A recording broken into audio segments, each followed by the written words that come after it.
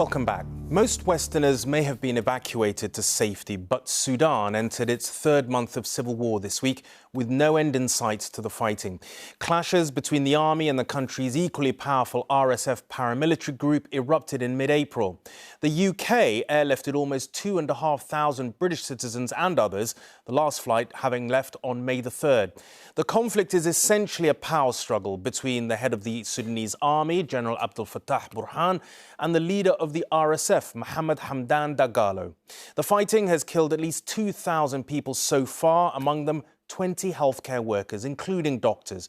And the UN says 2/3 of the country's hospitals are out of action. But tonight, we have managed to make contact with some of the hospitals that are still operating and speak to some of the brave medics who are still battling to try to save lives. Okay, we are inside the ICU. Short on electricity. It's completely empty. No patients. Out of many life-saving medicines and almost as low on hope. This is the everyday reality of the handful of hospitals still functioning in Sudan. Outside, the violence is lawless, meaning many of the wounded never reach help. And doctors are trapped where they work. But with much of the internet down, getting first-hand accounts is almost impossible. Yeah, it's really difficult. We have spent weeks trying to reach Dr. Abdel Rahim, but the line keeps dropping out. In the hospital, it's gone. Not surprising, perhaps, when the streets outside look like this. Eventually, he manages to send me a video message, his exhaustion clear. I remember one patient was shot at the night, about 10 p.m. and he waiting until the next day, until 4 p.m. the next day, to waiting for electricity. Unfortunately, the patient was died. This is chest tube. We provide chest tube by using a Coca-Cola. Okay, the video what I sent with a bottle, yes, it was a gunshot.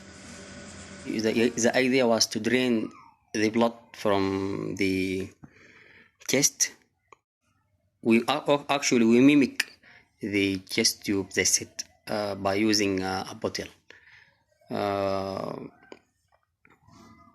That is what is available at that time. Somehow, his ingenuity is enough to save her. But with less and less to treat the few patients who make it here, others aren't so lucky. When the war first broke out, Dr. Ahmed Abbas was working in Sudan. Now he struggles to reach his colleagues. What she's saying is life is virtually becoming impossible. He shows me a video sent by Dr. Huwaida Al-Hassan, who was delivering a baby when the hospital's power failed.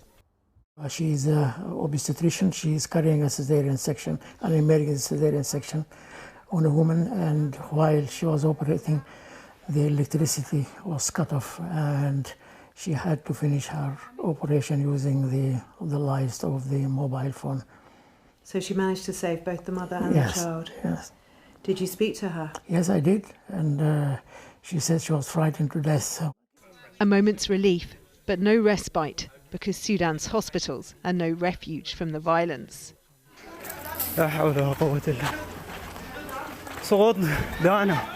They're shelling the building next to the wards. God help us, he shouts. This conflict has cost Sudan 2/3 of its hospitals.